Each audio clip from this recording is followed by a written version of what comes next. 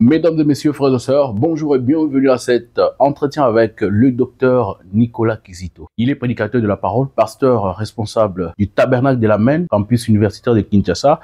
Nous le recevons aujourd'hui dans le cadre d'un événement qu'il a signé dernièrement, la consécration du mariage interracial. Révérend, shalom et bienvenue. Shalom, que Dieu bénisse John 4. Amen, merci. Comment allez-vous? Je vais très bien, par la grâce du Seigneur. J'espère qu'avec toute cette pression que vous avez reçue ces derniers temps, vous vous sentez bien quand même. Je suis né pour affronter les pressions. Alors, frères et sœurs, vous allez comprendre que nous sommes en face d'un lecteur du message, un chercheur. Il est également avocat de son État. Je crois qu'avec lui, nous allons essayer de tirer une leçon autour de ce qu'il venait de célébrer, le mariage interracial. Alors, sans plus tarder, révérend, quelles sont vos impressions d'abord pour le Forum des chaînes du message depuis tout ce temps? C'est une structure qui permet à ce que les opinions des uns et des autres soient présentées à la face du monde et répandre aussi les grandes idées, les grands courants qui sont défendus dans le monde du message des frères Branham. Je crois que c'est un monde médiatique qui mérite le soutien de tous les hommes de Dieu dans le monde entier. Plusieurs enfants de Dieu qui vous suivent sur votre page des réseaux sociaux, Facebook, ils se demandent si réellement vous êtes croyant du message. C'est depuis quand que vous avez cru le message? J'ai cru le message du temps de la fin après avoir été catholique. J'avais 17 ans. J'ai été baptisé en 1998, le 13 septembre 1998, quand j'avais encore 17 ans. Donc c'est depuis ce temps-là que je suis dans le message des frères Branham. J'ai évolué au sein de l'Assemblée chrétienne de Rigini à l'époque, aujourd'hui Barouti Tabernacle. Et à partir de 2006, après avoir été en contact avec des visions, des songes et une voix qui m'a parlé, et Dieu m'a placé comme prédicateur et je me suis mis à enseigner la parole depuis 2006 jusqu'à ce que en 2012, j'ai quitté l'Assemblée chrétienne de Rigini à cause d'une incompréhension autour d'un livre que j'avais écrit. Et dès là, j'ai commencé une église que vous avez appelée tout à l'heure la Temple de la Maine, dans laquelle j'évolue comme pasteur aujourd'hui. Donc, pour répondre à votre question, je suis croyant du message du temps de la fin. Nous allons parler justement de votre église, le Temple de la Maine, au campus universitaire de Kinshasa. Mais est-ce que vos parents aussi étaient croyants du message lorsque vous avez cru? Nous avons cru le message presque au même moment, avec les parents. Oui, à travers un frère qui s'appelle Jean-Marie Mbaye, qui doit être jusque-là encore à l'Assemblée chrétienne de Rigini, Barouti Tabernacle. Il nous prêchait, il a commencé d'abord par me prêcher à moi. J'étais encore trop jeune, j'avais 16-17 ans. Et ensuite, il m'a posé la question si mes parents aussi étaient réceptifs à la parole de Dieu. Je lui ai dit, oui, mes parents sont très réceptifs, ce sont déjà intelligents, donc ils ne vont pas vous rejeter, quoi. Donc, c'est comme ça qu'il a commencé à s'intéresser aussi à prêcher la parole à mes parents.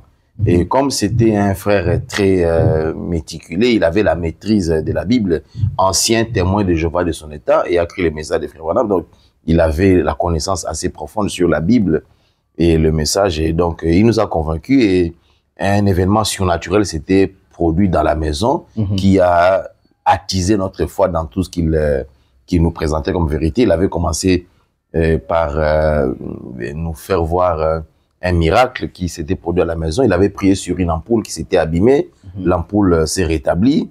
Il avait prié sur notre père qui était décédé dans la maison. Et le papa était ressuscité d'entre les morts. Donc, je crois que c'est depuis ce temps-là que nous sommes restés profondément ancrés dans le message du temps de la fin.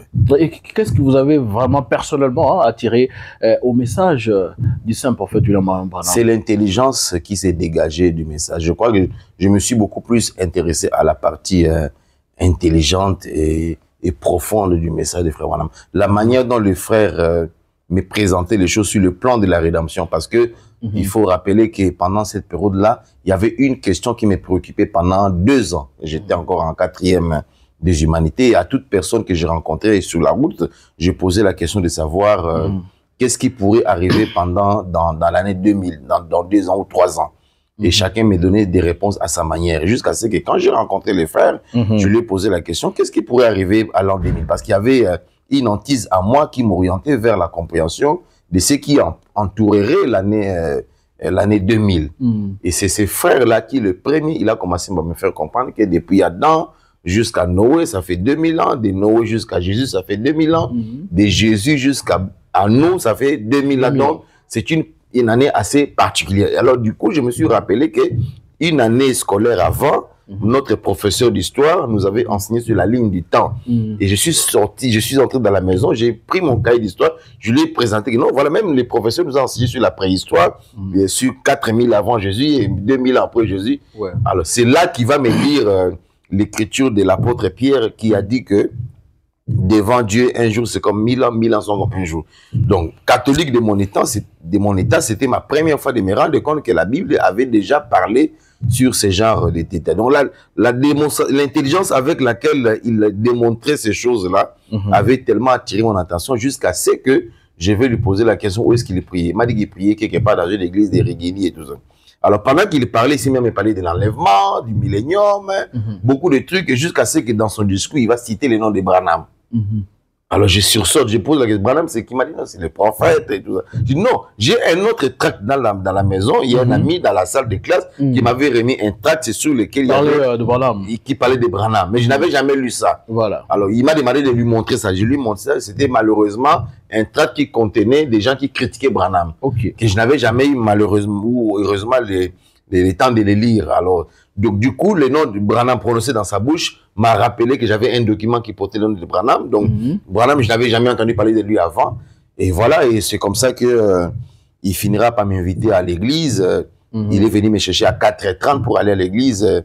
Et on a quitté la maison à 5h juste. Là, nous sommes en 1900 ou bien nous sommes en 1998. J'ai commencé à fréquenter l'église de Rigini de janvier, de janvier 98. Et je me suis fait baptiser en septembre 98. Donc j'ai eu le temps d'écouter vraiment, comprendre l'enseignement de l'Église. Je venais à l'église régulièrement, mercredi, vendredi, dimanche, mercredi, vendredi, dimanche. Comme j'ai été quelqu'un dont le cerveau fonctionne, donc je ne pouvais pas être embarqué dans quelque chose que ma tête ne comprenait pas, vous comprenez? Donc c'est comme ça que je suis resté assis en train d'écouter. Je venais chaque jour, mercredi, vendredi, dimanche, pendant 9 mois.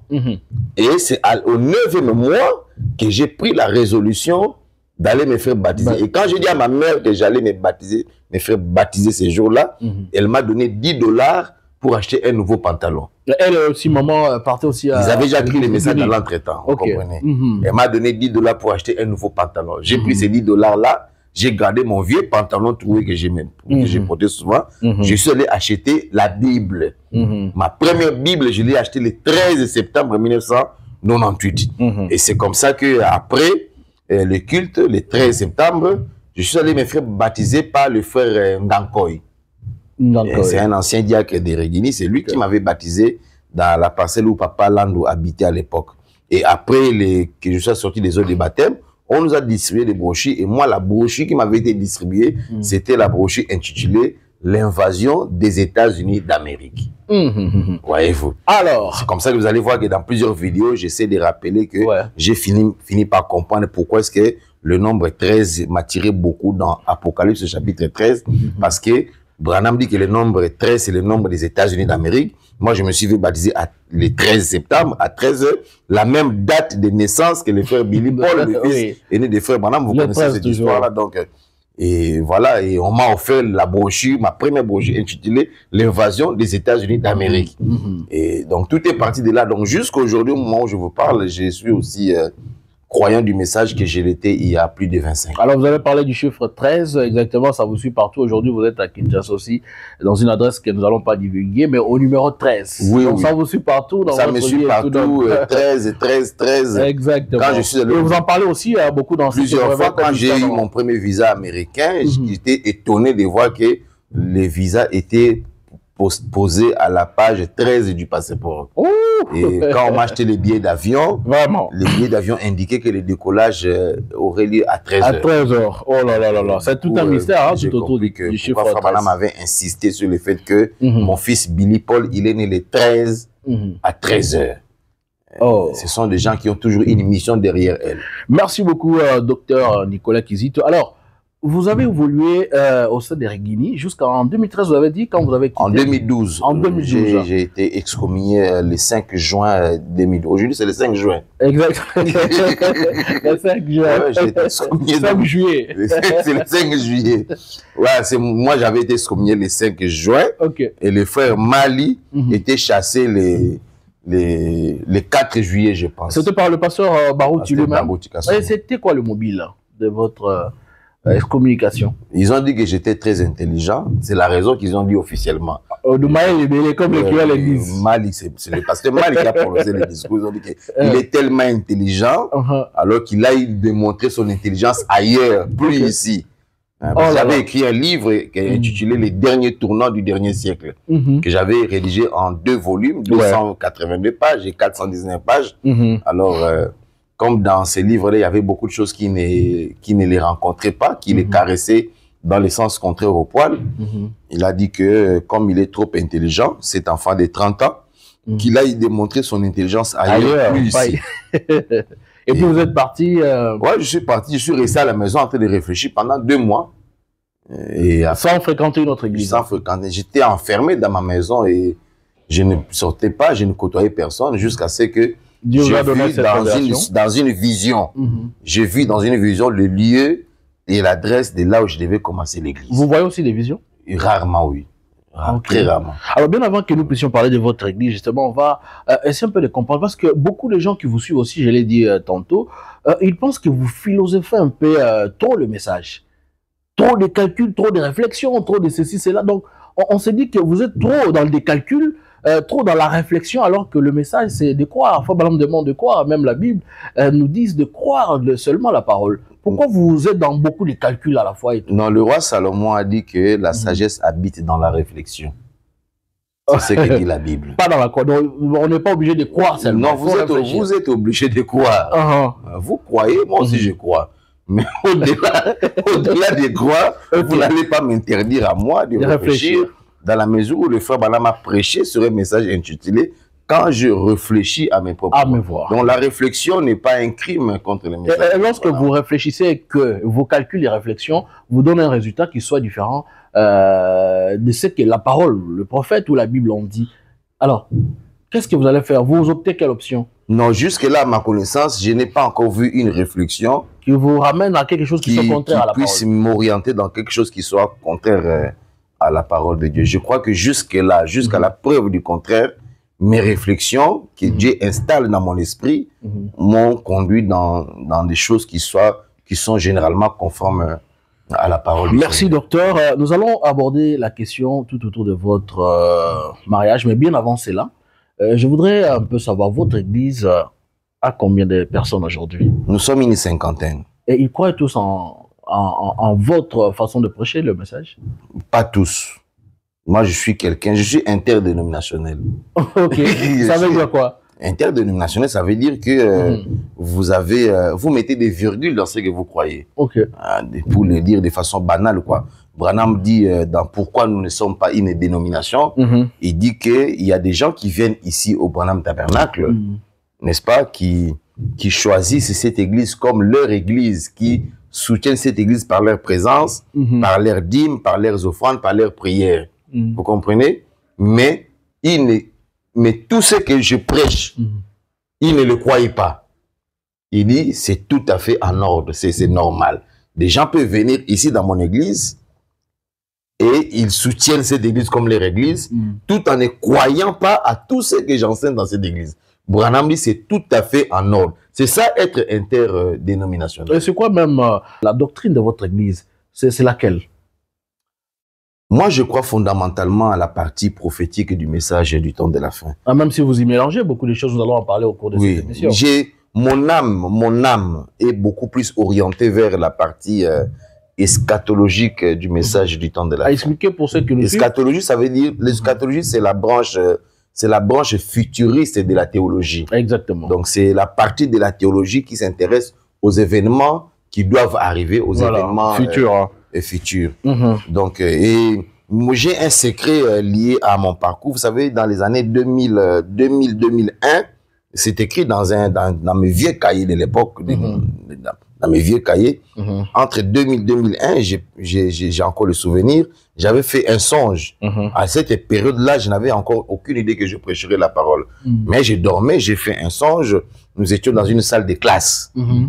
Et il y a un frère qui donnait cours dans cette salle de classe-là. C'est le frère Panzou. Ouais. Le frère Panzou, Louis Panzou, il est maintenant pasteur. Non, Louis Panzou. Louis, voilà, de l'Afrique du Sud. De l'Afrique du Sud. Okay. À l'époque, là, il était enseignant à l'Assemblée chrétienne de Riguigny. Voilà.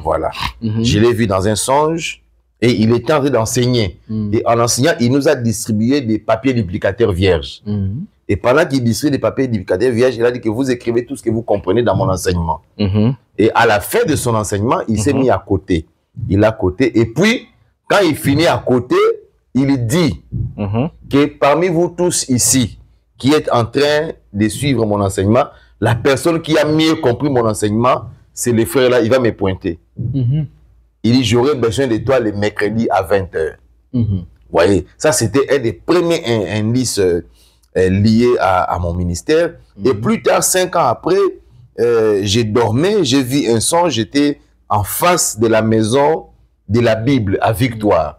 J'étais avec ma famille, ma mère, mes frères, mes soeurs, mes parents. Vous comprenez?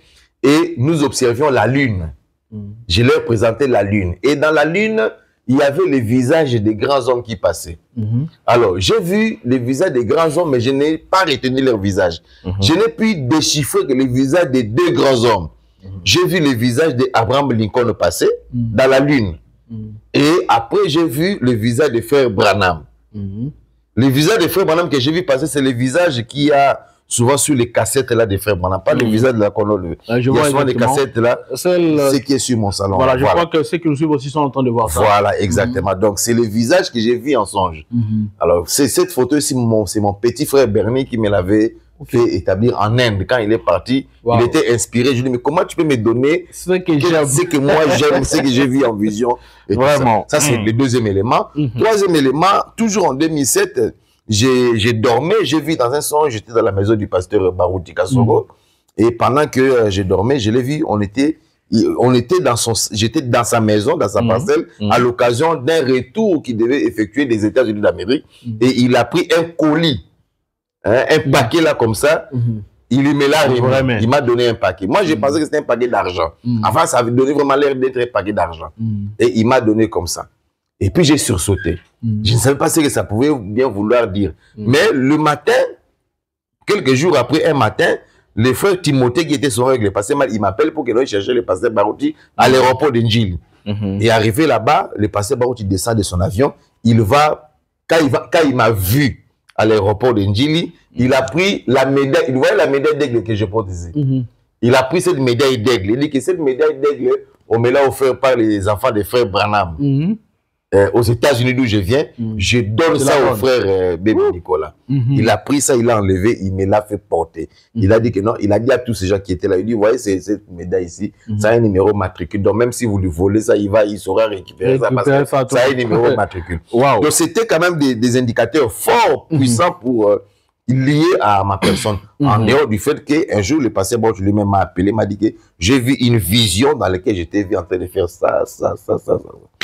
Donc, voilà. Merci beaucoup, docteur. Alors, nous allons parler rapidement de votre mariage. Comment est-ce que vous êtes marié? Beaucoup de gens savent aujourd'hui que vous êtes marié à une musulmane. Votre mariage a été célébré dans un mosquée. Oui. Vous qui êtes pasteur, je crois que vous êtes marié après que vous soyez pasteur. Oui, je me suis marié en 2014. Voilà. Comment expliquer? Est-ce que vous pouvez nous dire en quelques mots comment est-ce que vous avez pris ces tournants qui commencent à contredire même ce que dit Frère Branham, que le croyant devait se marier au croyant? Non, mon épouse est une croyante. Mon épouse est une croyante, mais elle était au départ une femme musulmane. Mais elle n'était pas croyante bien avant, c'est ce que Non, elle était croyante. Mon épouse était croyante. Vous ne pouvez pas connaître mon épouse mieux que moi-même. Croyante du message, bien avant que vous puissiez la prendre en mariage. Bien avant que je ne puisse la prendre en mariage. Mais puisqu'elle était d'une famille musulmane. Voilà. Vous comprenez? Comme elle était d'une famille musulmane, la famille avait exigé à ce que, n'est-ce pas, la procédure suive la conception que eux, les musulmans ont. Ils m'ont d'abord imposé de payer la dot qui n'est pas prévue dans les messages. j'ai payé. Ah, la dot n'est pas prévue dans les C'est un messages. sujet que nous allons aborder prochainement. Voilà, donc ils m'ont imposé un certain nombre de choses. De payer la dot. Docteur Nicolas. Alors, Vraiment. moi, je l'ai dit que Et vous qui faites payer, les parents qui font payer la dot et tout ça, des frères qui vont payer la dot pour prendre des femmes en mariage. Alors, moi, je dis C'est selon pas quel que moi, je suis principe? dans les messages des frères Branham. Nous, chez nous, les messages, il n'y a pas de dot. Il n'y Voilà. a pas de citation de Branham sur la dot. Sur la dot. Ils m'ont dit que non, nous sommes des musulmans. Nous, les musulmans, nous payons la dot. Voilà. Vous comprenez? J'ai pris la dot, j'ai payé. Malgré que c'est pas dans les messages, j'ai payé quand Vous avez même. quand même payé, ouais. Voilà. Pour respecter les principes de là où vous Pour allez respecter prendre. les principes de la famille, de la femme que je devais épouser. Exactement. Ils m'ont dit que non, nous, chez nous, les musulmans, il faut aller à la maison communale. Même si j'ai lu une citation de frère Branham qui dit que ça n'est pas à la mairie que les mariés devaient avoir lieu. Branham le dit. On a posé une question claire à Branham. Est-ce que nous nous sommes mariés il y a 20 ans à la mairie? Étions-nous en erreur? Branham dit oui, vous étiez en erreur. Vous comprenez? J'avais cette situation-là. Mais comme on m'a imposé d'aller à la mairie, à la maison communale, malgré cette citation-là que j'avais là, vous comprenez? La question répond numéro 3. Comme je devais respecter, n'est-ce pas, les rites, pourvu que ça ne dérange pas ma foi. Vous comprenez? Ouais. Je suis allé à la maison communale de Limité, à la 13e rue. 12e rue où le mariage civil a eu lieu. Vous comprenez? On m'a dit non, il n'y a pas que la dot que tu as payée, il n'y a pas que la commune que tu... Parce que le bourgmestre, c'était un catholique qui a pris... C'est pas un frère du message. Le bourgmestre là, de Limité, il devait être un catholique. C'est un catholique qui a célébré mon mariage. Vous voyez, tout ça là, je n'avais pas de citation pour soutenir comment les catholiques célèbrent encore mon mariage et tout. Et puis les autres là qui ont pris ma dot là, la plupart ne sont pas, ils ne sont même pas des frères du message. S'ils sont sorciers, je ne sais pas. S'ils sont des envoûteurs, je ne sais pas. S'ils sont des imams, je ne sais pas. Vous comprenez? Mais on les a quand même respectés. Nous sommes allés à la maison communale. Ce n'est qu'après la maison communale, ils m'ont dit non, non, il y a une troisième étape qui reste. Tu as déposé la dot entre les mains des oncles, c'est bien. Tu es allé à la commune chez les catholiques bourgmestres là, tout ça c'est bien. Il reste aussi d'aller à la mosquée. J'ai dit, ah, pour la mosquée. C'était pas la nuit, c'était vers 12 heures. C'était la bénédiction diurne. C'était pas la nuit. Nous sommes allés pendant la journée. Et on a célébré le mariage. J'ai pris quelques 2-3 amis du message, les frères Pascal, les pasteurs Divin Massou Nambioka, vous comprenez? Et nous sommes allés célébrer le mariage à la mosquée. Donc c'était la troisième étape. Vous comprenez? Mais comme moi je connais la parole, je sais que la Bible dit que mieux vaut la fin d'une chose que son commencement. Je devais aller clôturer là où moi je voulais. Vous comprenez? C'est comme ça que j'ai appelé un ami pasteur du message. Bon, après que vous soyez consacré de l'autre côté, dans la mosquée? Non, après que j'ai payé la dot chez les chefs coutumiers. Voilà. Il ne faut jamais sauter cette étape-là. Exactement. Après que j'ai donné mon argent chez les chefs coutumiers. C'est que tout le monde fait, hein? Il le fait. Tout le monde le fait, même sans citation. Exactement. Après que je suis allé chez les bourgmestres catholiques. Voilà. Vous comprenez? Après, je suis parti chez les imams musulmans. Vous comprenez?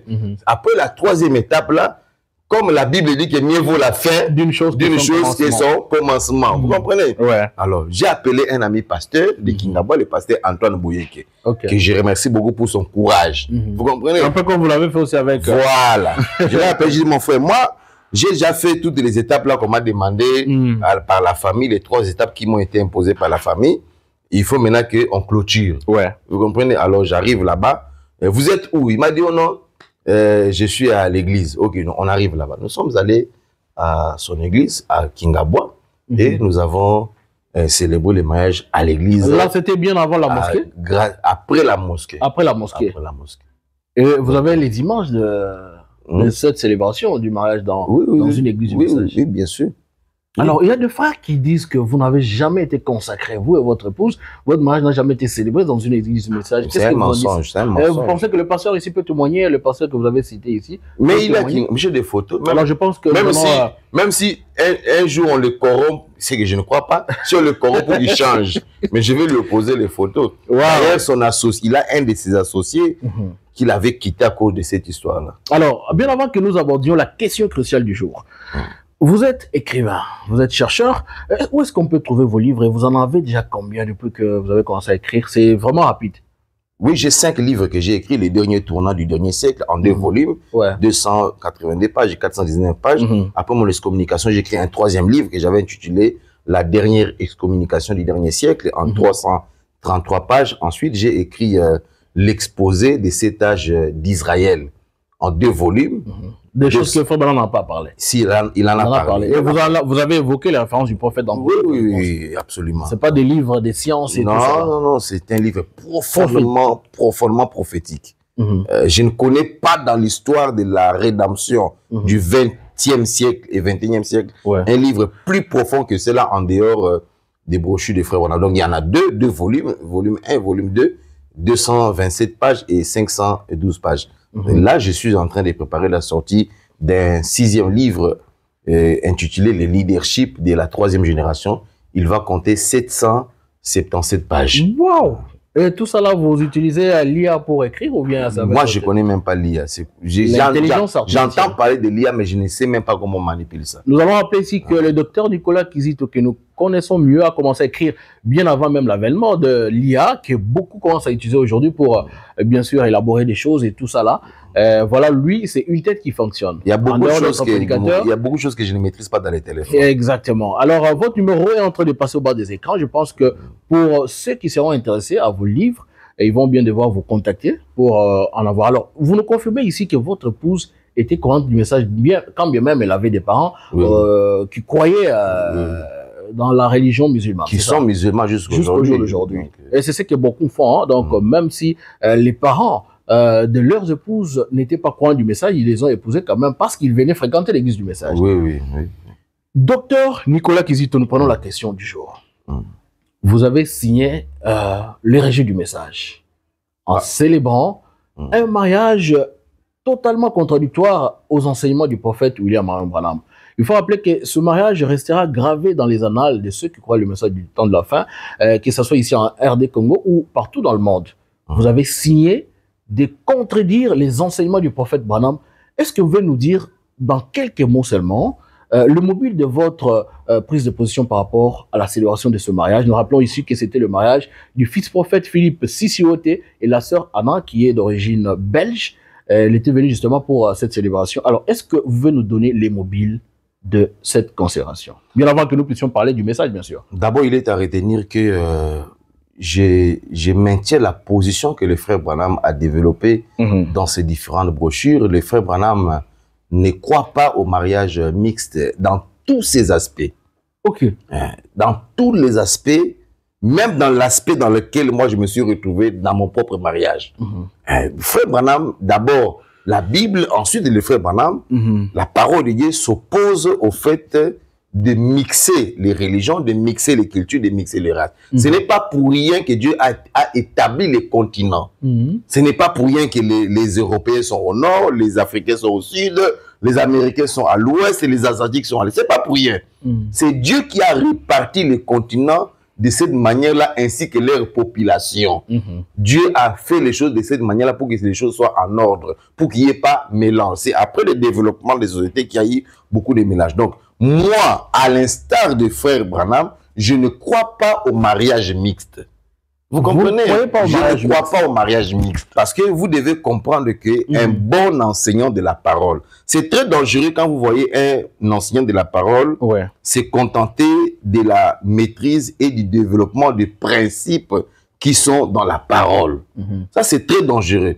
Parce que moi, je suis surpris, je suis étonné de constater que même des grands prédicateurs, des grands chanteurs qui nous ont chanté que l'inspiration, c'est le monde de Dieu.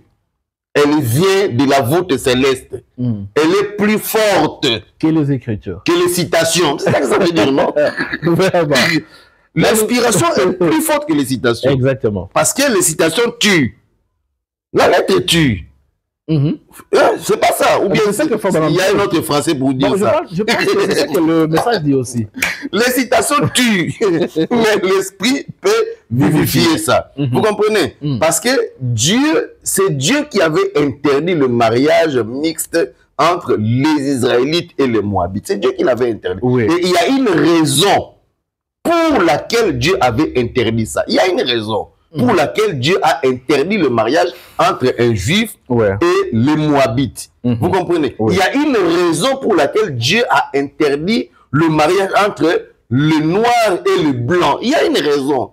C'est ce que les juristes appellent la ratio legis, c'est-à-dire la raison d'être de la loi. Et Dieu dit dans Deutéronome 7 qu'il interdit ça pour que les filles là, païennes là, ne détournent pas les fils d'Israël vers les dieux païens. C'est ça la raison d'être. C'est-à-dire qu'il n'y a pas une loi il n'y a pas une seule loi qui puisse exister sans qu'il y ait la raison d'être de cette loi-là. Dieu refuse le mariage mixte sur le plan religieux justement pour éviter à ce que les fils de Dieu mariés à une païenne soient entraînés par l'amour. Vous comprenez? Vers les dieux païens. Vous comprenez? Et c'est ce qui est arrivé au roi Salomon. Le roi Salomon, en épousant des femmes étrangères, ces femmes étrangères l'ont entraîné par l'amour à l'adoration des dieux Moloch, des dieux païens. Vous comprenez? Ce qui n'a pas été le cas avec Boaz. Boaz n'a jamais adoré les dieux des Moabites. Même Moïse aussi. Moïse non plus n'a jamais adoré les dieux des Égyptiens, des Éthiopiens. Joseph n'a jamais adoré les dieux des Asnath. Vous comprenez? Donc le principe est celui-là. C'est que Dieu interdit le mariage mixte sur le plan de la religion, Deutéronome chapitre 7, pour éviter justement que ces filles-là entraînent par l'amour le Fils de Dieu à l'adoration de leur Dieu. C'est la même chose avec le mariage interracial. Il y a une raison pour laquelle le frère Branham interdit le mariage interracial. Parce que Branham, dans son esprit, Branham avait des tendances pour être potable avec mes frères branhamistes. Branham avait des tendances, il avait un penchant pour la conservation de la nature. Je ne sais pas si vous me comprenez. Branham était quelqu'un qui croyait en la conservation de la nature. Il luttait, excusez-moi, pour la conservation de la nature. Il voulait que les montagnes telles que Dieu les a créées restent intactes, que personne ne puisse raser les montagnes. Il voulait que les gros arbres restent comme ça. Il voulait que les petits arbres restent comme ça. Il voulait que les vallées ne soient pas dérangées. Il était un agent, de façon culturelle, il était quelqu'un qui militait pour la conservation de la nature. Lui-même le dit. Vous comprenez? Il dit c'est comme ça que Dieu a aussi fait le noir et le blanc. Il a fait les noirs d'une part, les blancs d'autre part. Il dit laissez les montagnes comme ça, laissez les arbres comme ça, laissez les vallées comme ça, laissez les rivières comme ça, laissez les animaux comme ça, laissez les noirs comme ça, laissez les blancs comme ça, laissez tout le monde comme ça. Ne les dérangez pas, ne détruisez pas ça, ne falsifiez pas la nature de Dieu. C'est ça en fait la pensée qui est derrière la position que le frère Branham avait, n'est-ce pas, lorsqu'il a dit que je ne crois pas au mariage mixte. De la même manière que Branham ne croit pas au mariage entre les blancs et les noirs, il ne croit pas non plus qu'on doit raser les montagnes. C'est dans la même citation. La même citation, il dit que je ne crois pas au mariage entre les bruns et les noirs. Dans la même citation là, il dit que je ne crois pas qu'on doit raser les montagnes. Je crois qu'on doit les laisser comme ça, on doit laisser les rivières comme ça, on doit laisser les arbres comme ça. Vous comprenez? Ça, c'est ce qui est retenu de façon principale. Mais Branham n'a jamais condamné le mariage entre un blanc et un noir. Entre un noir et une... Il n'a jamais condamné ça. Bon? Il ne croit pas à ça. Il ne croit pas à ça. Mais il n'a jamais... Mais n'est pas condamné. C'est différent, il y a une nuance. C'est ça le problème avec l'intelligence. Il ne croit pas à ça, mais il n'a jamais condamné ça. Alors, parce que les frères, ils ont toujours besoin du message. Nous voulons prendre maintenant la partie pertinente. Voilà. C'est que vous puissiez nous exposer, c'est que frère Branham, la compréhension de William Branham sur le mariage interracial. Question et réponse sur les Hébreux 3. Question et réponse sur les Hébreux, 3e partie. 6 octobre 1956. Alors, vous avez le temps vraiment de nous lire, donc vraiment pendant quelques minutes. Alors, Branham dit. Branham dit, paragraphe 604, il dit, l'homme de couleur n'a pas besoin d'aller là pour détruire sa race. Il n'en a pas besoin. Ouais. L'homme de couleur n'a pas besoin d'aller pour détruire sa race ou sa couleur et de mélanger cela avec une blanche. Il n'en a pas besoin. Il n'en a pas besoin. Vous comprenez? Nous n'avons pas, moi peut-être on n'a pas besoin, je n'ai pas besoin d'aller mélanger ma race avec une blanche. La blanche non plus n'a pas besoin de mélanger sa race avec une noire. On n'en a pas besoin. Voilà. Et tout le reste est comme ça. Voilà, dit, je ne les condamne pas. Oh. Je ne les condamne pas. Frère Branham ne les condamne pas. C'est écrit, je ne les condamne pas. Ok. Vous comprenez? Non. Je ne les condamne pas. Non. Mais l'homme de couleur a des choses que les blancs ne possèdent même pas. Absolument. C'est tout à fait vrai. Et Dieu ne les a jamais conçus pour être ainsi. C'est Frère Branham qui dit. Donc nous devons être capables d'être équilibrés. Et un bon enseignant de la parole, un bon enseignant, un bon docteur de la parole, lorsqu'il prend position pour le message, dans le but d'aider, pas pour faire la polémique. Parce que les prédicateurs, leur mission, la mission que Dieu a donnée aux prédicateurs, c'est de donner des solutions à la société. Lorsqu'il y a un problème qui se pose dans la société, vous devez donner les solutions. Branham, quand il vient, il a trouvé des désordres dans le domaine du mariage.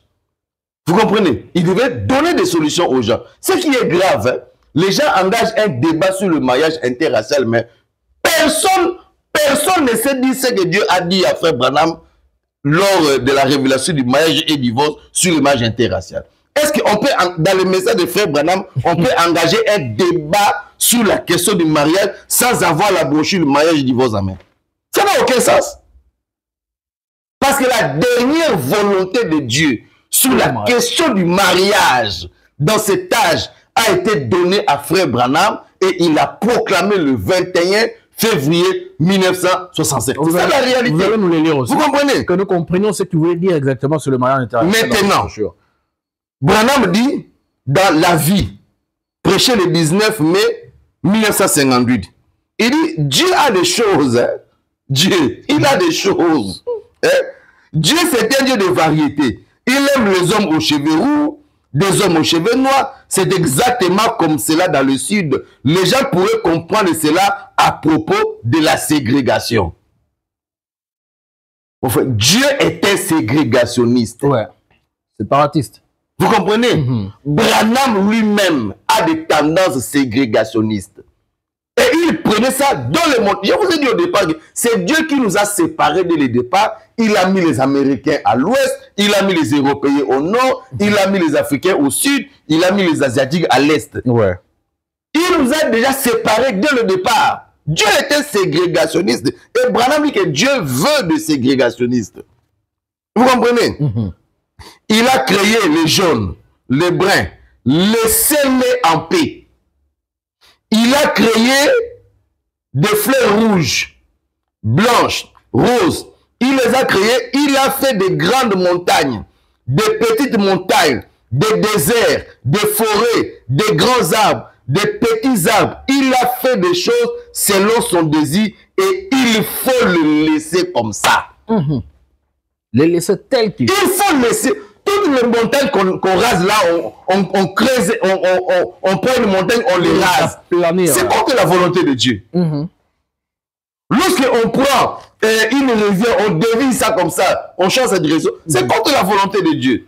On prend une vallée, on l'élève, c'est contre la volonté de Dieu. Vous modifiez la configuration d'un arbre, c'est contre la volonté de Dieu. Vous comprenez? Quand vous vous mettez à falsifier la nature, vous la pervertissez. Laissez-la tout simplement telle qu'elle est, c'est toujours mieux. C'est ça la réalité. Mais dire que le frère Branham condamne ça, c'est faire dire à frère Branham ce qu'il n'a pas dit. Mais on peut considérer ses conseils. Il semble que dans tout ce qu'il a dit, il encourage Fabien, bien sûr, même s'il n'a pas condamné, mais ses conseils sont précieux pour ceux qui croient. C'est ce que j'ai dit. Ça veut dire que nous, Branham souhaiterait qu'il n'y ait pas mixage. Et Dieu souhaite ça comme ça. Dieu, lorsqu'il a placé les Congolais au Congo, vous comprenez? Il veut que nous, les Congolais, nous puissions nous marier entre nous, les Congolais. Vous comprenez? Il veut que les Rwandais se marient entre eux les Rwandais. Il veut que les Gabonais se marient entre eux les Gabonais. Il veut que... Parce que pour l'expression race n'est pas seulement liée à la couleur. Hein. On ne doit pas seulement voir la race comme ça, race blanche, race jaune, race... Même nous, les Rwandais, nous sommes de deux races différentes. Bien sûr que oui. Dans l'entendement des frères Branham. D'abord, Branham a un entendement selon lequel il n'y a que trois races.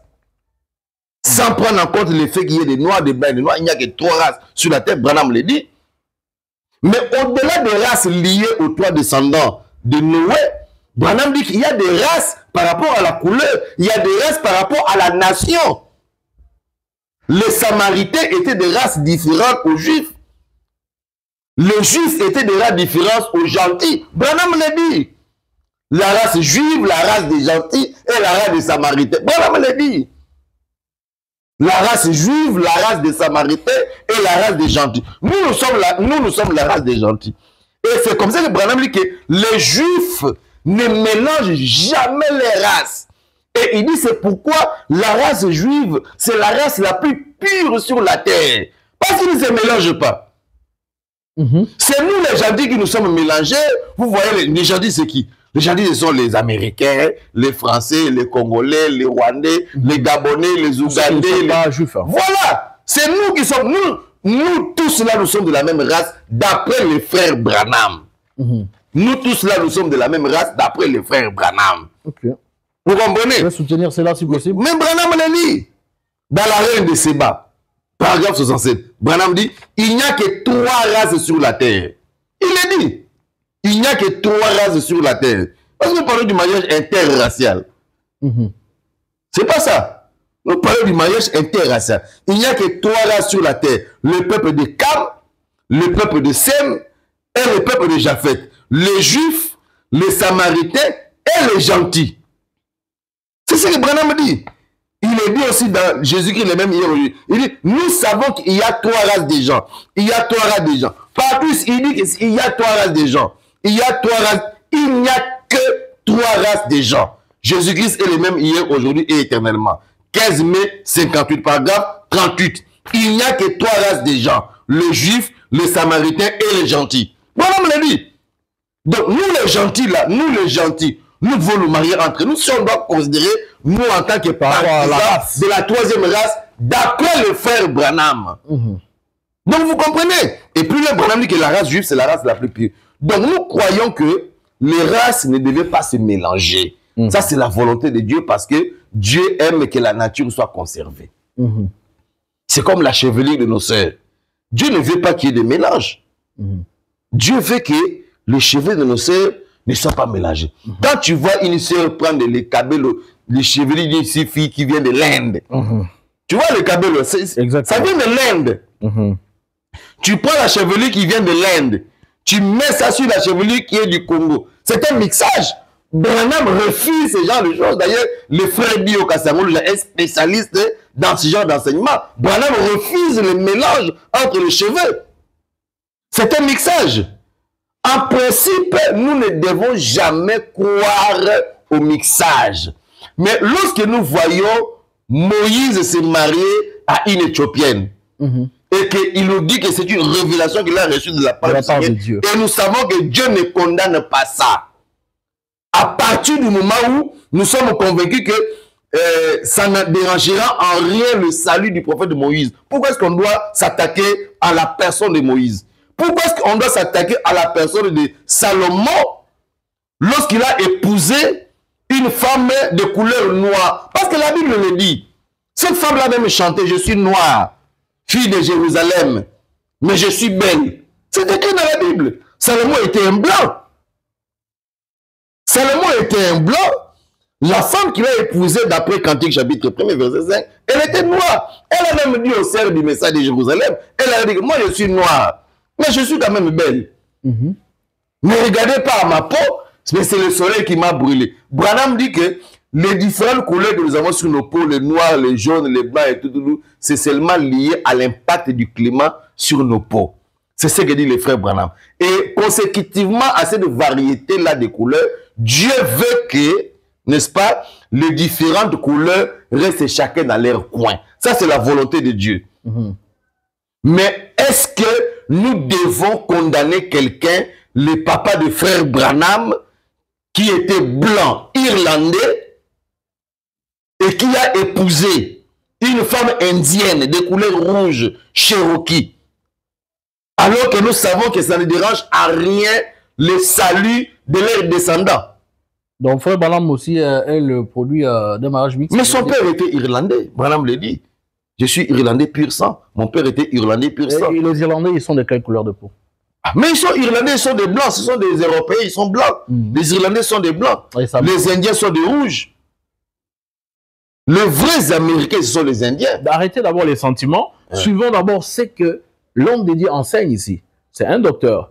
Il parle des choses que peut-être vous n'avez pas pu réfléchir plus loin que ce que lui est en train de dire. Parce qu'il serait d'abord moins intelligent de penser que la volonté de Dieu sur le mariage interracial commence en 1960. La parole de Dieu, elle est une parole éternelle. Ce que Dieu a dit dans la Genèse, ça doit se poursuivre jusqu'à la fin. C'est Dieu qui a interdit le mariage interracial, interculturel, interreligieux depuis le livre de Genèse. C'est depuis le livre de Genèse que déjà Abraham était le premier à interdire à Eliezer de prendre pour son fils une femme d'une autre race. C'était interdit. Dans Genèse 24, ne prends pas pour mon fils une fille parmi les filles cananéennes. C'était interdit. Là même avant que la loi n'arrive. Lorsque Isaac voulait aussi marier son fils Jacob à une femme, il a interdit à Jacob de prendre une fille parmi les filles étrangères. C'était interdit. C'est Moïse qui est venu légiférer ça dans Deutéronome chapitre 7 et il a donné la raison d'être de cette loi-là. Que c'est pour éviter que les filles païennes entraînent par leur amour les fils d'Israël à adorer des dieux étrangers. Et c'est ce qui est arrivé malheureusement au roi Salomon. Mais ce qui est arrivé au roi Salomon n'est jamais arrivé à Boaz. Ne donnons pas l'impression que nous connaissons Dieu mieux que Joseph, qui a épousé une femme noire, une égyptienne. On ne doit pas donner cette impression-là. Nous ne devons pas donner l'impression que si nous connaissons la Bible mieux que le roi Salomon, qui a épousé une femme noire. Et ce qui est pire même dans la réflexion des frères, on veut donner l'impression comme si la pensée de Dieu sur le mariage interracial est censée avoir commencé en 1960, lorsque Branham a commencé à parler de ça. Non! Le frère Branham avait, c'est vrai, des tendances ségrégationnistes, d'abord en raison du milieu dans lequel il avait évolué, la ville dans laquelle, surtout à Louisville, les gens de Louisville étaient, oui, c'était des personnes qui étaient vraiment ancrées dans la ségrégation. La ségrégation était très profonde pendant cette période-là, et frère Branham a évolué dans ce milieu-là des ségrégationnistes.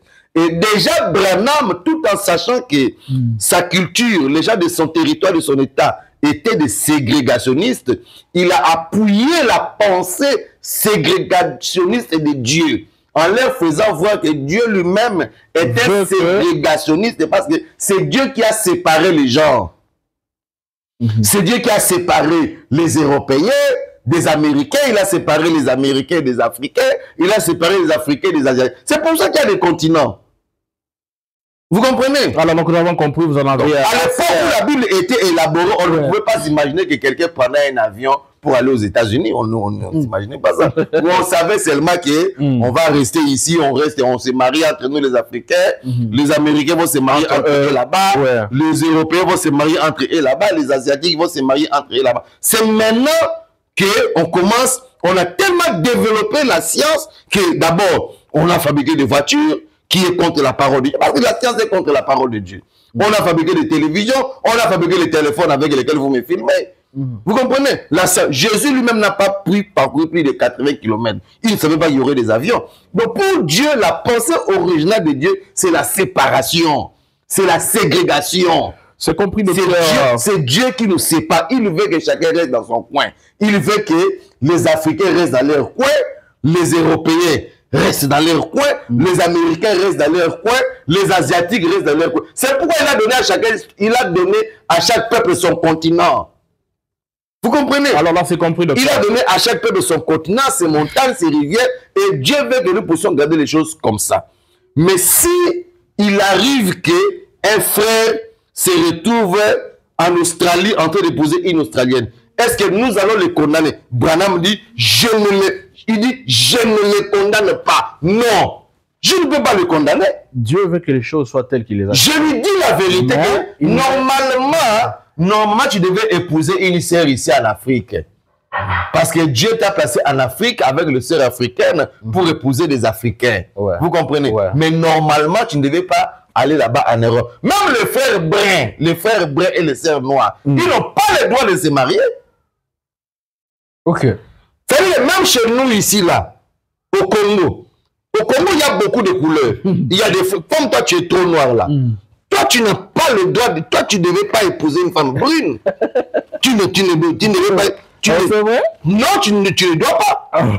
Tu ne dois pas épouser une femme brune. Parce que apparemment, les gens pensent que les races, c'est par rapport au pays. Non, c'est ça les couleurs. Le problème, c'est que Dieu veut l'authenticité de la couleur. Quelqu'un qui est noir doit épouser une personne qui est noire. Quelqu'un qui est jaune doit épouser une femme qui est... Parce que quand tu es noir, regarde comment tu es noir là. Si tu épouses une sœur qui est brune, vous allez engendrer des enfants qui ont des couleurs mélangées. Exactement. Ça va poser problème. Dieu ne veut pas ça. Il ne veut pas ça. Dieu veut que comme toi tu es noir, tu dois épouser une sœur qui est noire. Si la sœur est brune, il doit épouser un frère qui est brun. Ceux qui sont du milieu? Hein? Ceux qui sont du Ils milieu. doivent choisir ceux qui sont du milieu. Vous comprenez? Branham le dit. Les paragraphes 166 là dont les gens se servent. Branham dit, je crois que les bruns, les noirs, les blancs et les autres, les différentes races des gens, c'est comme un jardin de Dieu pour Dieu. Et je ne crois pas qu'ils devraient être croisés. Les bruns, les noirs, les blancs et les différentes races, ils ne doivent pas être croisés. Normalement, nous ne croyons pas qu'il devait y avoir mariage entre le pasteur Carlos et la sœur Neftali. Normalement, nous ne croyons pas. Parce que la sœur est brune, le frère est noir. Il n'y a que moi que vous voyez là qui me suis marié avec... Madame, tu peux un peu venir là, viens un peu. Il n'y a que moi, elle ne veut pas. Il n'y a que moi qui me suis marié avec une femme de ma couleur. Moi, je suis un peu brun, ma femme est un peu brune. Une parenthèse, révérend, nous sommes au Brésil, où il y a métissage compliqué des couleurs. Alors là, je ne sais pas, pour ceux qui sont courants du message vivant au Brésil, il y a plusieurs couleurs de peau. Je veux parler en termes peut-être de 5 couleurs de peau qui sont là-bas. Ils sont vraiment des métissés, des très compliqués. Alors dites-nous, est-ce qu'ils vont se marier ou ils ne vont pas se marier? Mais je maintiens ma position. C'est-à-dire que ceux qui sont des couleurs, d'une certaine couleur, quand vous connaissez la vérité, l'idéal, c'est de vous marier avec une personne de votre couleur. Allez choisir quelqu'un qui est de votre couleur. Vraiment. C'est ça la pensée de Frère Branham. Vous êtes métis. Trouvez-vous une métisse, mariez-vous. Vous êtes brune, trouvez-vous une femme brune. Vous êtes noir, trouvez-vous une femme noire. Vous êtes rouge, trouvez-vous une femme rouge. Mais si il arrive à un frère qui est métis, de trouver une sœur qui est toute noire, moi, Nicolas Kizito Eri, avec les frères Branham, nous deux, ils ne les condamnent pas. Nous ne les condamnons pas.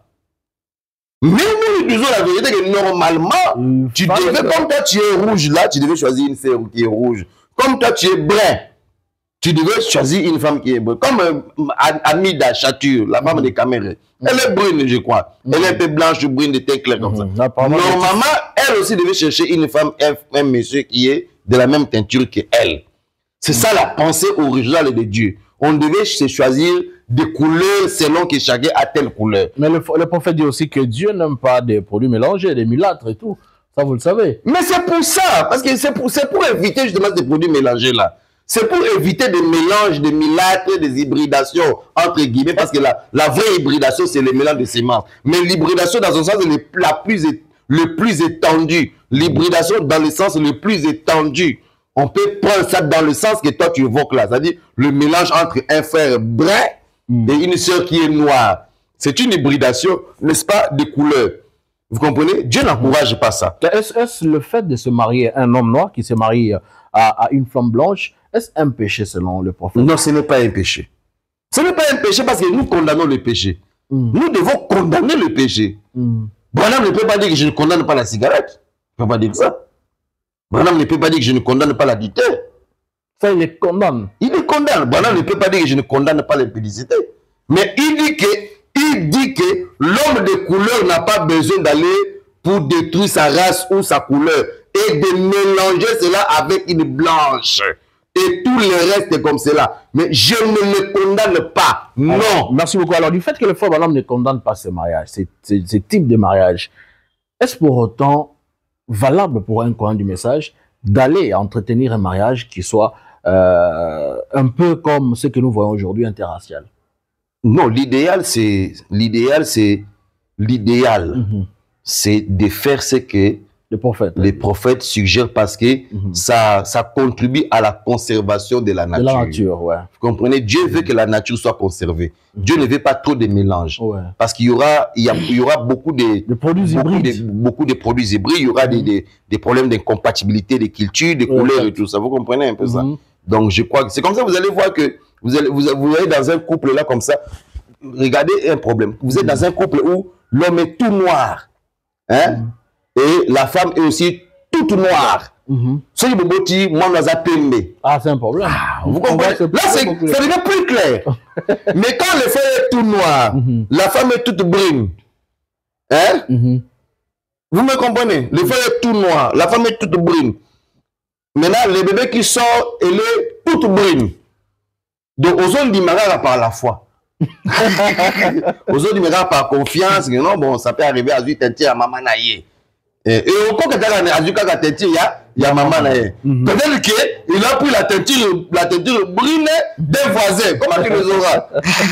Merci beaucoup. Quand le frère est noir, la sœur est noire et que le bébé sort brun, automatiquement, tu seras alerté. Exactement. Si la sœur est brune, le frère est brun et que le bébé sort noir, là, ça va poser un problème. C'est pourquoi Branham nous conseille pour conserver la nature, pour qu'il n'y ait pas trop de falsification. Il faut que... Et Dieu condamne la falsification. Et Dieu condamne la falsification. Il faut que chacun épouse un partenaire de sa couleur. Le brun doit épouser le brun. Le noir doit épouser le noir. Le jaune doit épouser le jaune. Le métis, ceux qui sont déjà des métis là, doivent chercher aussi leur métis à eux. Ils doivent se marier entre eux là-bas.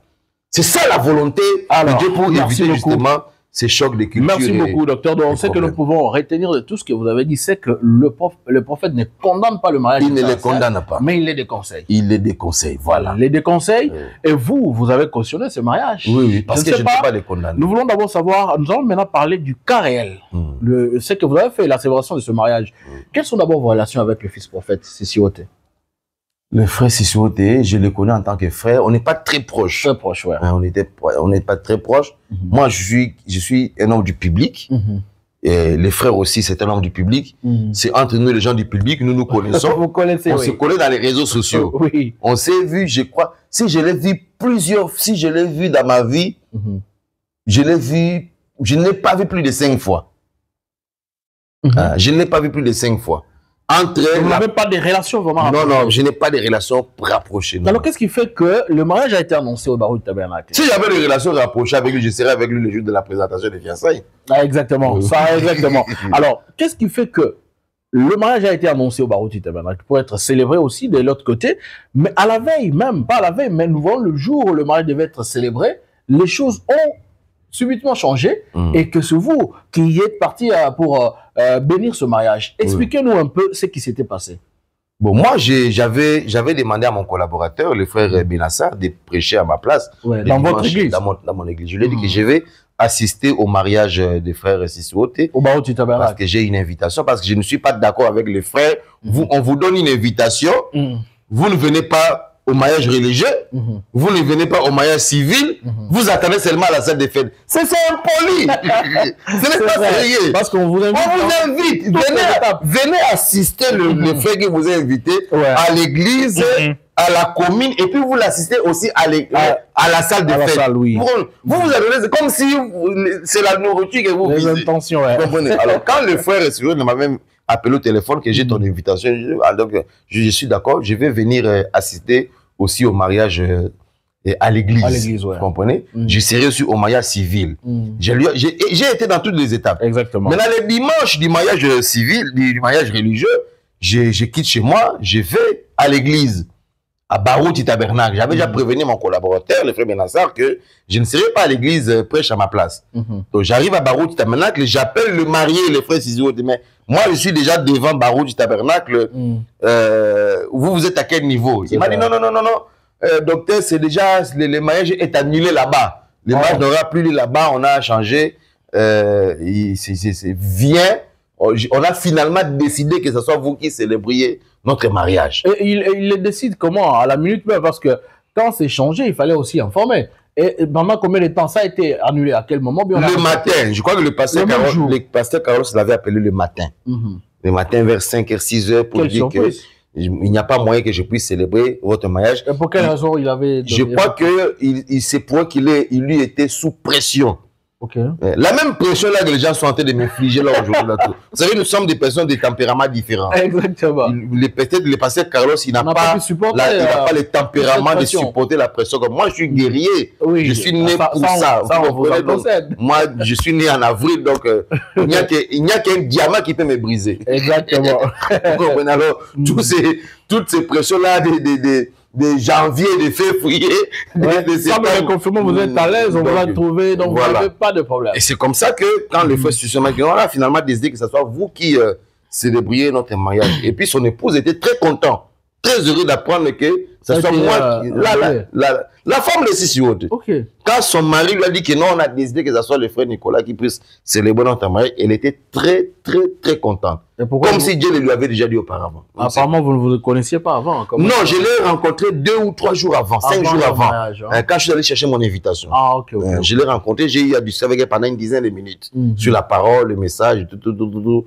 Et puis, on s'était très bien compris. Vous avez aussi présenté vos positions. Oui. Non, je n'ai pas présenté mes positions. Je me suis contenté de recevoir mon invitation et on a parlé sur la parole de manière générale. On parlait beaucoup plus sur ma vision eschatologique. On avait beaucoup plus parlé sur les prophéties des papes, de Benoît XVI. C'est de ça qu'on a parlé avec la sœur ce jour-là. Alors, vous décidez finalement... Alors, finalement, quand j'apprends que les mains n'aura plus lieu à Barouti Tabernacle, je décide quand même moi-même de monter jusqu'au bureau du pasteur Carlos. Pour aller le rencontrer, parce que moi, je n'aime pas la spéculation. Je n'aime pas qu'on me raconte, non, on a dit, on a pensé, non. Je suis allé jusque dans le bureau du pasteur, je l'ai vu, le pasteur Carlos, je l'ai rencontré, je lui ai posé la question, mais qu'est-ce qui se passe? Il m'a expliqué, non, voilà, il y a eu des contretemps, je ne sais pas vraiment célébrer le mariage pour des raisons évidentes et tout ça, la pression et tout ça, les agitations. Alors, c'est un homme de la paix. Pas même qu'il y a des gens qui voulaient quitter l'église. Il y a déjà, Carlos, c'est un homme de la paix, il ne veut pas des troubles inutiles et tout ça, tout ça. Et c'est comme ça que son père était différent de ça. Son père, c'était un léonard, quoi. Son père, c'était un guerrier, il était poudre de chasse. Exactement. Voilà. Donc, lui, c'est un Carlos, il est calme. Il aime la paix, ouais. Voilà, c'est comme ça. Je crois que c'est en raison de tous ces paramètres-là qu'il avait. Il m'a dit, en tout cas, je suis très content que ça soit toi qui célèbre le mariage parce que moi, je connais ton tempérament et ta position. Je sais que tu es un dur à cuire, quoi. Donc, voilà. Et c'est comme ça que je l'ai laissé. On s'est promis qu'on s'y fera dans la salle de vie. Parce que c'est lui le parrain. C'est lui le parrain du mariage de frère Sissi-Wote. Exactement. Ouais, ça, c'est vrai. Et c'est comme ça que j'ai fait demi-tour, je suis allé jusque là où le frère Sissi-Wote était. Il avait déjà parlé avec un pasteur de Bandal. Apparemment, c'est son ami, on dit que c'est son ami. Je pense, moi je l'ai vu pour la première fois ce jour-là. C'est celui qui a modéré à son mariage civil? C'est celui-là? Je n'ai pas. Je suis venu au mariage civil, le mariage venait de terminer. Les modérateurs étaient déjà partis. Ah, d'accord. On a juste pris des photos devant la commune et tout ça. Donc, c'est comme ça que nous sommes allés là-bas. Je ne connais pas l'église là, je ne l'ai jamais vu. J'ai entendu un frère dans les médias dire que non, voilà, bon, mon Nikoutou, le frère, il a refusé d'aller consacrer les mains dans son église à lui. Justement, il est allé consacrer des mains dans une église d'autrui. Il y a moqué. Donc voilà un peu de langage insultant. Ah, vraiment. Et c'était comment? C'est-à-dire, vous-même, vous n'aviez pas... Pourquoi? Parce que la responsabilité vous avait été confiée de célébrer ce mariage, de bénir ce mariage. Pourquoi est-ce que vous n'avez pas demandé au couple de venir chez vous? Parce que vous êtes pasteur, vous avez une église à Kinshasa. Vous pouviez aussi les amener chez vous au campus. Non, je crois que c'était en raison de la proximité de là où ils étaient. Ils étaient déjà en ville. Ah, ok. Ah, ils sont logés vers Ah, la oui, ville là-bas. exactement. Vous Ouais. comprenez? Ils sont logés, ils étaient logés Pour en éviter les ville. embouteillages. Les embouteillages, chez moi, je suis au campus vers Kindele.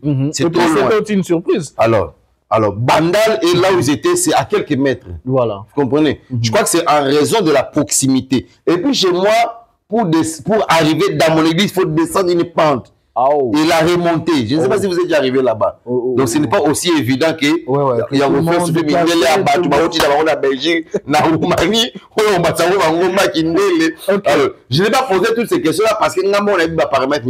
C'est ça. Comme déjà, s'il m'avait dit qu'on veut que ça soit célébré dans ton église, j'allais le faire descendre la pâte. Mais quand ils m'ont dit que non, on a décidé que ça soit fait dans une église à Bandal, j'ai compris que c'est en raison de la proximité entre là où ils étaient logés et là où l'église de son ami, le pasteur Valeur, qui là, je crois, qui devait avoir lieu. C'est comme ça que nous sommes allés là-bas à Bandal. Et vous avez béni le mariage. Oui, nous avons célébré, nous avons prêché la parole. Et puis, on a célébré le mariage devant Dieu et devant tous les témoins qui étaient là. La salle était pleine à craquer. Ah, justement parce que le fils prophète, c'est quelqu'un qui est connu d'abord. Oui, oui. Il y avait plus de 200 ou 300 personnes qui étaient là. Alors aujourd'hui, vous pensez que les bénédictions que vous avez prononcées pour ce couple sont les mêmes que les bénédictions que le prophète a pu faire sur d'autres couples qu'il a consacrés de son vivant, alors que lui-même conseille aux mariés de faire le choix sur les gens qui ont la même peau, la même couleur de peau que. Vous pensez que c'est des mêmes bénédictions? Non, le frère Branham, je crois qu'il lui est arrivé de bénir des mariages entre les personnes des religions différentes. Non, je parle des couleurs de peau d'abord. Oui, ça dit qu'on ne peut pas parler du mixage et isoler un mixage. Vous comprenez? Oui, le frère Branham, est-ce que, je vais poser une question, on se pose des questions, puisque nous parlons du frère Branham, est-ce que le frère Branham a eu l'occasion, est-ce que le frère Branham, avec toutes les citations où il dit que je ne crois pas au mariage entre les bruns, les noirs et les blancs, est-ce que nous avons eu des cas de frères blancs avec une sœur noire venir devant le frère Branham, consacre-nous pour décider du choix que Branham a fait? On n'a pas eu ces cas-là. C'est comme quand Branham prêche sur le mariage et le divorce, il proclame la vérité sur la polygamie. Après, vous posez encore la question, est-ce que Branham a consacré le mariage d'un polygame? C'est une question qui n'est pas intelligente, à mon sens. Parce que entre le 21 février et le 18 décembre, quand Branham a connu l'accident, il n'y a pas un polygame qui est venu voir frère Branham pour dire que non, Branham, moi j'ai mes 2 ou 3 femmes, je suis venu pour que tu puisses nous consacrer. On n'a pas eu ces cas-là. On n'a pas non plus eu un cas, en dépit des citations ici, où un frère brun et une sœur brune sont venus devant le frère Branham, consacre-nous, et Branham a refusé. On n'a pas eu ces cas-là. Mais lui-même, le prophète aussi n'a pas aussi consacré des cas pareils. Mais pour consacrer ces cas-là, il faut que les gens se présentent. C'est pas lui qui va commencer à aller chercher les cas de mariage dans la rue. Mais y a-t-il pas... Est-ce qu'on se met d'abord d'accord que ce n'est pas les prédicateurs qui doivent commencer à aller chercher des cas de mariage? C'est comme hier. Hier, j'étais avant-hier, la semaine passée, un frère m'a appelé, il m'a dit que non, docteur, c'est toi qui vas consacrer mon mariage le 4 juillet.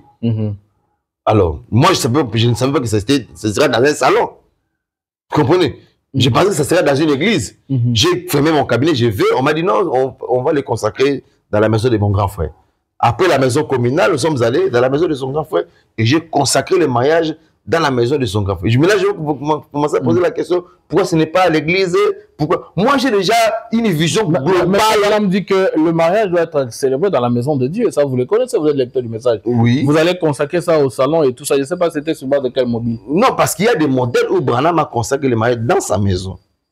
Ah bon? Oui. Alors, ça se trouve dans quelle brochure déjà? Mais vous allez chercher une brochure, comme ça nous allons essayer de voir. Alors, je voulais un peu savoir. Même Branham lui-même, toi, tu connais comment Branham s'est marié? Vous parlez seulement Branham. Tu connais comment Branham s'est marié? La consécration. Ben, vous pouvez nous en parler, c'est vous qui êtes. Mais moi, je vous ai trouvé dans les maisons des frères Branham.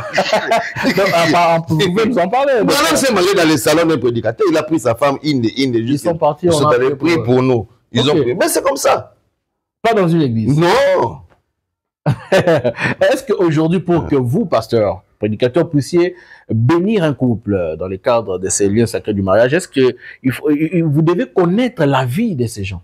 Oui, oui, c'est important. Parce que vous devez vous rassurer qu'il n'y a pas de doute dans ce que vous voulez faire.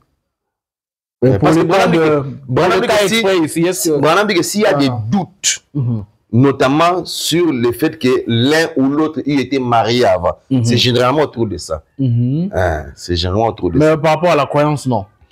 Non. S'ils sont catholiques, est-ce que vous, pour les cas par exemple que nous avons sur la table ici, est-ce que vous connaissiez bien la sœur? Mais je vous ai dit que je vous ai dit que vous avez parlé j'ai parlé avec Branham dit que quand tu parles avec quelqu'un 2 minutes, tu comprends. Moi j'ai parlé avec elle 10 minutes. Et le fils prophète aussi, vous avez pour avoir été avec lui pendant 2 ou 3 fois comme ça et puis je suis souvent ses interventions médiatiques, bien que je ne sois pas d'accord avec lui sur certains points de la parole. Mais moi je suis quelqu'un de très tolérant. Exactement. Alors, il n'y a-t-il pas risque que cette consécration soit perçue comme un acte de désobéissance au prophète ou bien aux doctrines de William Branham? Non, non, à moins qu'on nous fasse semblant que je ne les condamne pas. Non. Branham dit je ne les condamne pas. Quelque chose que Dieu n'a pas condamné, pourquoi est-ce que vous allez les condamner?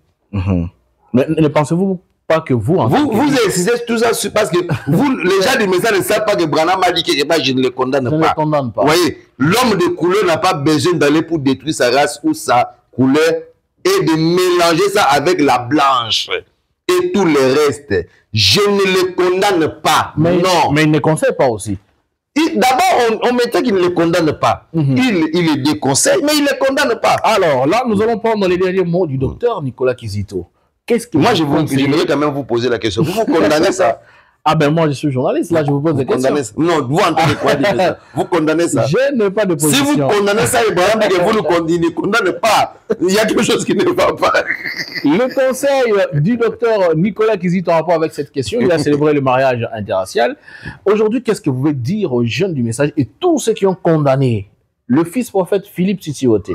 Diront que non, voilà, il s'est marié à une blanche et tout, le frère Branham a condamné. Qu'est-ce que vous pouvez dire aux jeunes du message qui vous suivent ensemble? Aux gens du message de frère Branham, je vais leur dire de bien surveiller lorsqu'il y a un événement comme ça, comme celui-là qui s'est produit, et que vous voulez réagir. Oui. Hein, frère John Cat, quand vous voulez réagir, prenez soin, prenez profondément soin de surveiller votre état d'esprit, votre cœur, l'état de votre cœur. Est-ce que votre réaction, vous le faites avec la haine ou avec l'amour? Parce que c'est très dangereux. Hein? Parce que vous risquez de vous retrouver exactement comme des pharisiens, avec des citations de Moïse à main, en train de condamner quelqu'un qui a besoin de votre soutien et de vos prières. Il faut que même si vous pensez que vous avez raison, rassurez-vous que Namite Malabino, vous développez moi haine mon akatité, moi jalousie, moi haine mon, parce que c'est l'impression que moi j'ai eu.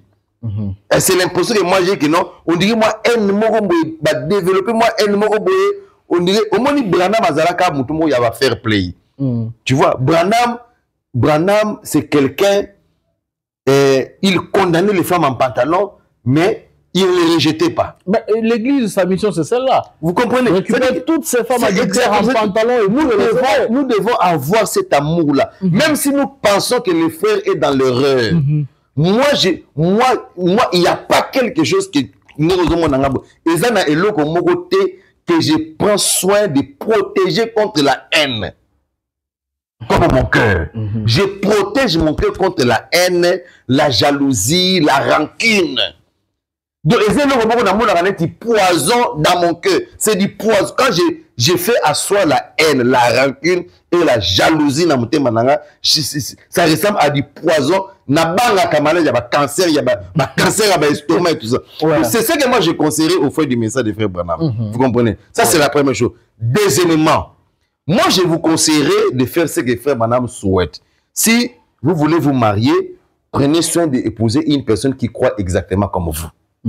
Parce que tu peux être à Rigini ou à Shekina, à Barouk, Tabena ou à Rigini.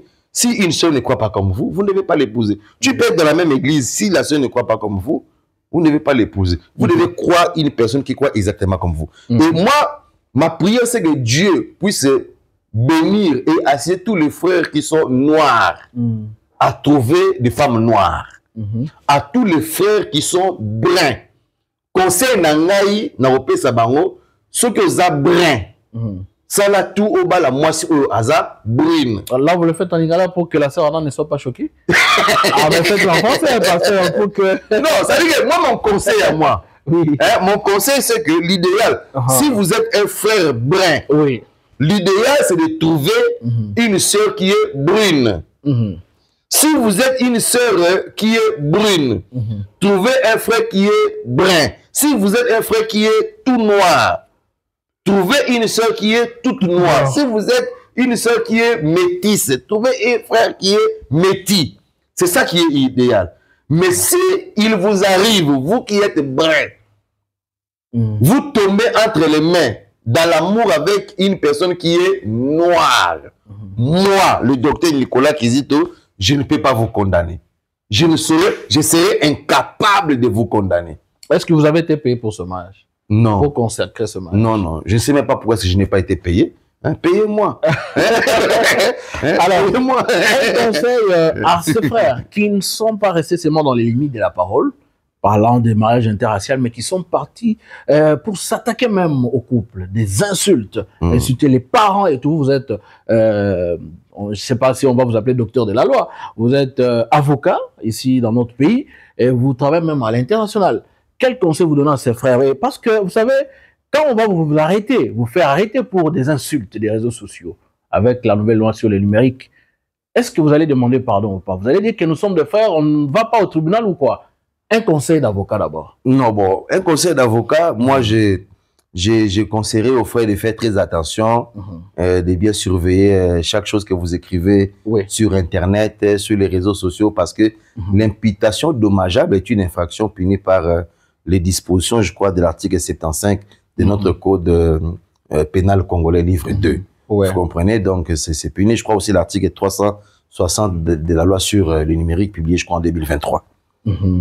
Voilà. Mais nous sommes des prédicateurs de l'amour, comme je viens de vous dire là.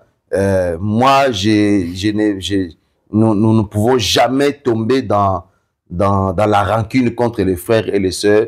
Nous avons été insultés, nous avons été injuriés, nous avons été traités de Belzéboul.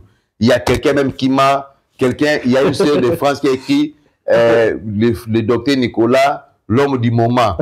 Il y a un autre prédicateur qui écrit en bas là, l'homme du moment ou les démons du moment. Donc vous comprenez, donc chacun fait son travail, mais nous les aimons. Moi en tout cas, personnellement, je les aime. Je les aime, même s'ils ont restreint leur cercle. Moi, j'ai agrandi mon cercle. Exactement. Moi, j'ai agrandi mon cercle. Il y a 2 ou 3 jours, j'ai appris d'un groupe WhatsApp, un groupe de prédicateurs, ils se sont détachés du groupe WhatsApp. Ils sont allés faire une réunion dans les comités pour décider de mon excommunication. Ah, exactement. On allait chuter par là. Bientôt, vous serez excommunié. Déjà, il y a des frères et sœurs qui se sont concertés, disant que vous, là, on est en train de chercher comment. Ils cherchent un peu des citations de William Branham pour leur permettre de vous excommunier. Oui, ils avaient fait ça aussi. Ils avaient aussi fait ça avec le pasteur Barouti en 2022. J'ai même vu un frère là comme ça de l'Afrique du Sud, un certain Roger, je crois. Lui-même, il avait d'ailleurs livré le pasteur Barouti au diable. Vous comprenez? Donc, ils ont fait ça avec Jésus de Nazareth. Exactement. Ils l'ont traité de Belzéboul. Ils l'ont traité de tous les noms. Ils ont même fait ça avec le frère Branham. Exactement. Ils l'ont traité de tous les noms. Mais nous restons confiants en Dieu, nous les aimons, nous restons souriants. Vous savez, moi j'ai appris à rester souriant pour éviter ma maladie à estomac, des gastrites et tout ça. Nous sommes des natures, des personnes, des gens qui ne gardons pas la rancune à Kachamutema. Même si vous nous détestez, moi je continuerai à vous aimer. J'ai vu un message, une seule qui m'a écrit, il m'a écrit, n'a privé, m'a dit candidat de l'enfer. Oh là là. Je lui ai écrit shalom ma soeur, que Dieu te bénisse. Vous comprenez, donc c'est ça. Exactement. Alors, vous, pour terminer, bien sûr, vous qui avez cru dans le mystère de l'ancien Barouti, pensez-vous qu'il croit aussi au mariage entre les hommes blancs et le noir, d'après ses dernières déclarations? Le pasteur Carlos Barouti dit qu'il croit à la continuité, la même chose que son père a prêché, lui aussi il continue à le prêcher. Il croyait aussi au mariage interracial. Oui, le pasteur Barouti croyait au mariage interracial. Il avait défendu ça. Mais malheureusement, lorsqu'il a défendu ça devant son église, il a eu la foudre du monde entier. Et j'avais été appelé à la chaîne de télévision du pasteur Barouti pour essayer d'en faire la démonstration. J'en ai fait la démonstration, mais les feux, la foudre était tellement forte que quand il est rentré, il a essayé un peu de capituler, mais il a maintenu la position qu'il avait en croyant au mariage interracial. C'est ainsi que c'est ce qui justifie le fait que son fils Carlos continue dans la même lancée, même s'il est vrai qu'il n'a pas le cran ou la dureté d'esprit de défendre ça devant le public, quoi. Donc, chacun a ses capacités que Dieu lui a données. Docteur Nicolas Kizito, nous vous disons merci. C'est moi qui vous remercie. Que Dieu vous bénisse. Amen. Que bénisse aussi.